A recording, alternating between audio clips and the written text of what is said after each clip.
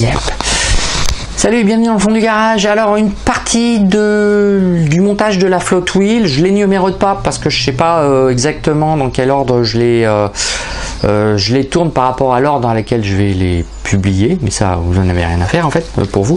Là on va s'attaquer à la mise en place de l'électronique à blanc, c'est-à-dire que je vais vous montrer comment se connectent les différents fils parce qu'il y en a un petit paquet quand même, ce qui passe où, pour faire quoi, et comme ça vous donnera déjà un schéma à peu près clair de qu'est-ce qu'on connecte où, avec la possibilité donc de tester à blanc sans avoir déjà à tout insérer et s'apercevoir que vous avez inversé un fil, parce que là ça peut être pas mal.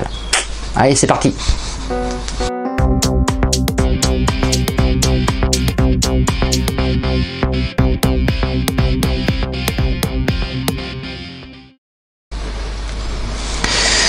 Alors dans le kit, donc on a la roue qui est quand même très lourde, hein, parce que c'est un gros moteur qui est dedans.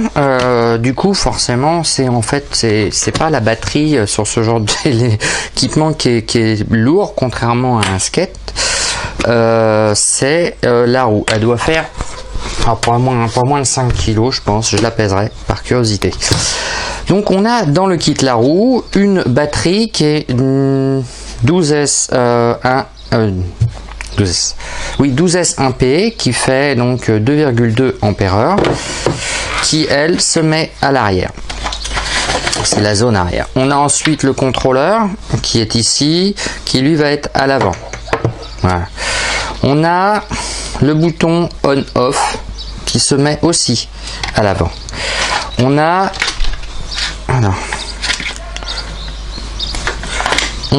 la prise de charge. Donc on va la défaire, qui soit dit en passant,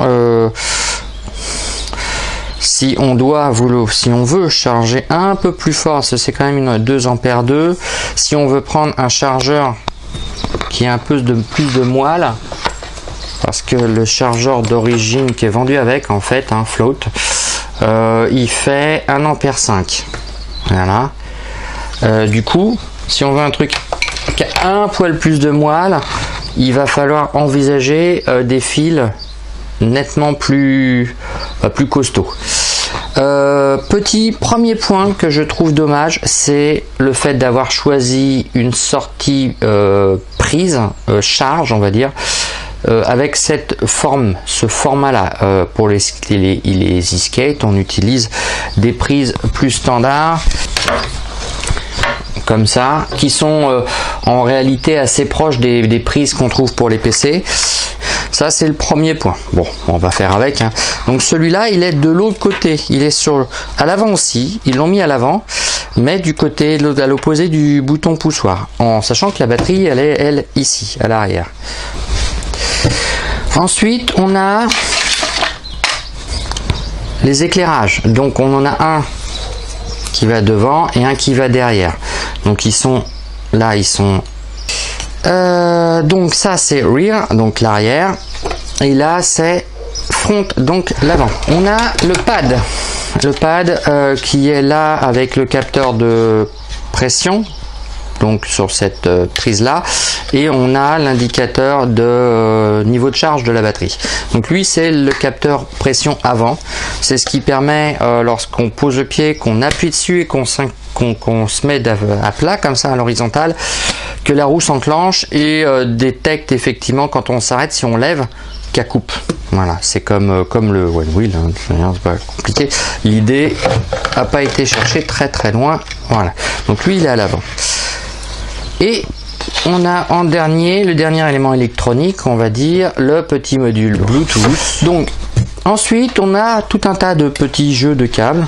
Voilà, et que vous allez voir effectivement que c'est pas toujours très logique ni très simple. Donc voilà, on a tout ça, tout ce fatras de câbles en fait, qui va permettre de passer des informations de l'avant à l'arrière. Alors on va partir de la batterie. Premier truc qui part de la batterie, c'est le gros câble d'alimentation qui est là et qui lui, c'est pas vrai, qui lui comporte plusieurs fils. On a d'un côté le plug qui se met dans la batterie et ça c'est ce qui arrive à l'avant. On a un plug qui va servir à la charge et un plug qui sert à alimenter quelque chose. Voilà. Donc on prend le gros câble, on le branche, il va jusqu'à l'avant. On a ensuite sur la batterie le deuxième connecteur, donc là même topo, on prend le connecteur qui va bien, qui correspond bien et on le plug. Alors lui il sert pour faire en sorte que le BMS qui est intégré, qui possède la fonction on-off, donc l'anti-spark entre guillemets, c'est pour l'activer tout simplement. Donc là c'est pareil, ça va passer de ce côté là. Ceci qui vient se crotte. Alors qui vient se plugger sur le bouton on-off. Voilà. Prise noire sur prise noire. Rien de compliqué. Ça permet, quand le bouton est enfoncé, d'avoir l'activation du BMS. Ok. On a sur celui-ci, sur la prise qui se trouve donc sur le câble, le gros câble d'alimentation, on a la prise de charge. Alors, je cherche, hop. Voilà, ça vous permet de mettre ça en charge. Alors, premier constat, avant de continuer, c'est que du coup, dans les rails, là où il peut y avoir des risques de cisaillement en fait, hein, on retrouve l'alimentation, mais ça bon on a forcément besoin pour le VX, mais aussi un câble qui lui porte aussi une tension puisque on le court-circuite. Donc si lui se coupe, il est tout le temps sous tension, donc il va soit mettre en court-circuit la batterie, soit empêcher le fonctionnement du float wheel. Donc ça c'est dommage, alors que rien qu'en mettant l'inter à l'arrière, on aurait eu une prise en direct, ça aurait été pas plus mal. Même constat hein, d'ailleurs pour tout simplement la prise de charge, c'est-à-dire que le BMS coupe la sortie mais empêche pas l'entrée de charge, ce qui fait que si vous avez un problème pendant que vous chargez sur ce fil là, vous allez court-circuiter votre chargeur ou autre chose. Donc ça c'est dommage. Ces deux fonctions là auraient mérité d'être plutôt à l'arrière, surtout qu'il y a un peu de place, donc voilà, et ça aurait libéré de la place à l'avant. Pas bouger, pas bouger. Ensuite, alors on va continuer avec le contrôleur. Le contrôleur, bon c'est pas trop compliqué, hein. Alors arbitrairement, hein. Hop, je mets, hop, et hop. Donc les trois phases. Ici on a les capteurs à effet Hall. D'accord. Alors il a été porté à l'attention de beaucoup de monde de faire soyez extrêmement vigilant par rapport à la prise et l'orientation des fils. On a le plus en théorie c'est le rouge, le moins qui est ici, et il s'avère que des fois il y a des inversions. Donc voilà, c'est un peu dommage. Le sensor il est sur l'avant de l'ensemble. Sur la partie haute, c'est marqué sensor. On retrouve le plus, la température et de 1, 2, 3 et le ground. Alors c'est pas un 6, c'est un G. Hein. Voilà, donc il y a une orientation, donc on le branche comme ça. Voilà. Donc par sécurité, pour éviter que la roue se mette à tourner pour une raison X ou Y, je débranche deux fils et ça évitera les problèmes. C'était juste pour vous montrer. Ensuite, on a un petit câble de ce genre là. C'est un petit doublon, voilà, tout simplement. On a un côté qui vient se plugger sur le BLE, hop, sur le module Bluetooth. Donc, il est assez dur. Hein. Voilà, donc.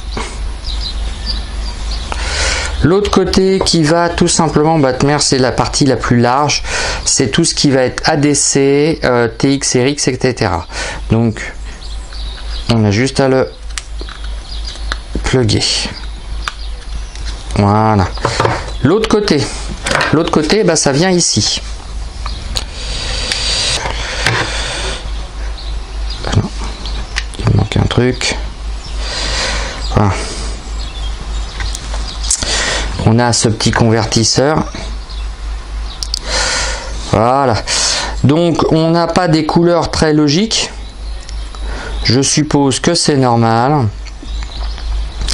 C'est-à-dire que le rouge, par exemple, va sur le blanc là. Ensuite, j'ai ça. Alors, ça, c'est ce qui passe de l'avant à l'arrière pour les LED. Donc ça, c'est la partie qui va sur l'arrière. Donc là, on va le mettre correctement. Et là, on constate déjà qu'il y a un problème parce que le 5 est en noir et le ground est en rouge. Ce qui n'est pas normal, mais bon. Donc ça passe à l'avant. Tac. Voilà. On a celui-ci, on va aller pareil sur une des entrées. Ça, ils sont alimentés en 5 volts, hein, donc c'est bien précisé par contre. Donc je le mets là. Et je récupère le 5 volts à l'arrière du BLE. Parce que j'aurais fait, mais bon. Alors, il y a juste un pauvre fil. On le branche dans le VCC. Hop, voilà. Ici. Et il va sur l'un des deux connecteurs. Je crois pas qu'il y ait de préférence à ma connaissance. Je ne peux que supposer que ça soit comme ça.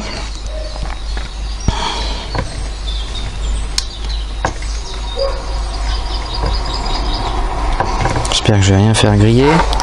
Je l'avais pas vu celui-là. Voilà. C'est bon. C'est sur le contrôleur. Ouh. Ok. Maintenant, grand moment de solitude. On branche.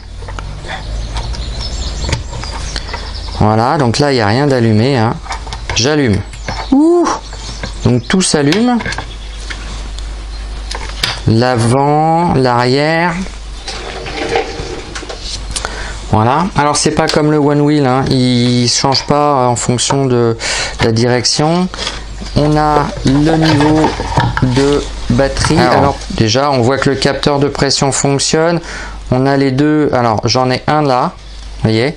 Je sais pas si on voit bien. J'en ai un en bas. La LED blanche ici s'allume.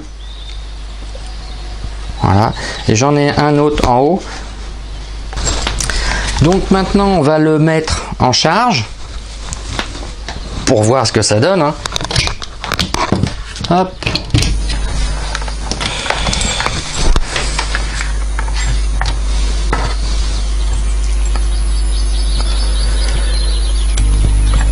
Donc là forcément elle est allumée, donc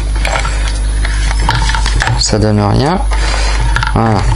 En fait c'est pour ça. Ah, c'est bizarre ça.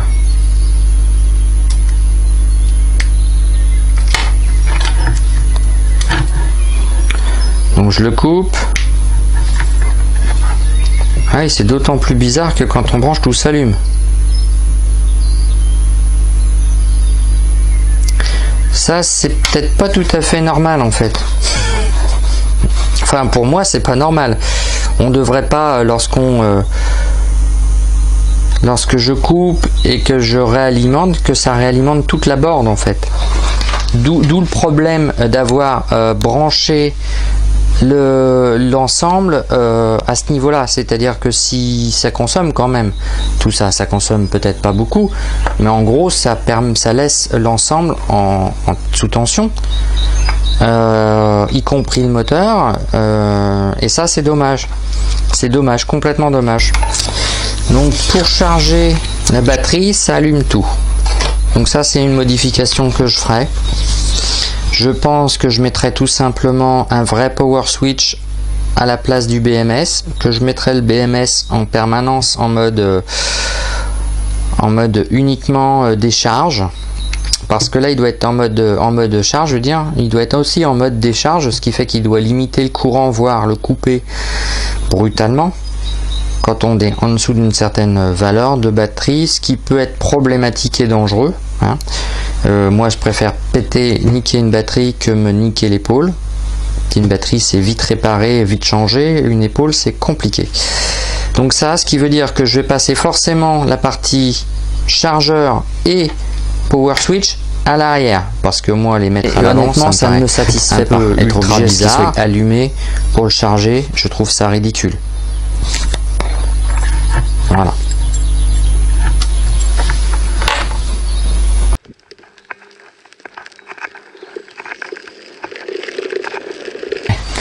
Donc j'espère que cette petite vidéo assez courte vous servira pour la partie ensuite implantation dans les rails, etc. On a la possibilité de le faire en volant, ça permet de vraiment bien voir. J'espère que vous avez bien vu comment que ça se connectait. C'est pas compliqué, mais il y a des trucs un peu bizarres, les couleurs de fil notamment, rouge et noir pour moi, bah, ils sont inversés. Alors on peut les inverser hein, si c'est choquant, c'est sûrement ce que je vais faire parce que ça me choque un peu. Je pense que c'est quand même quelque chose de dommage. Ensuite, je réfléchirai aussi plus tard sur donc ce que je vous ai dit, mettre les informations importantes donc comme le chargeur et le power à l'arrière. Ça empiétera pas énormément sur le compartiment à l'arrière, mais ça permet surtout en fait de tout simplement avoir une cohérence dans la longueur de fil qui est réduite. Plus les fils sont réduits, mieux c'est, et moins il y a de pertes et moins il y a de risque de court-circuit. À travers les rails, il faut quand même les faire passer. Donc voilà, à bientôt dans le fond du garage pour la partie qui suit, qui va être le montage sur les rails. Allez, à ciao.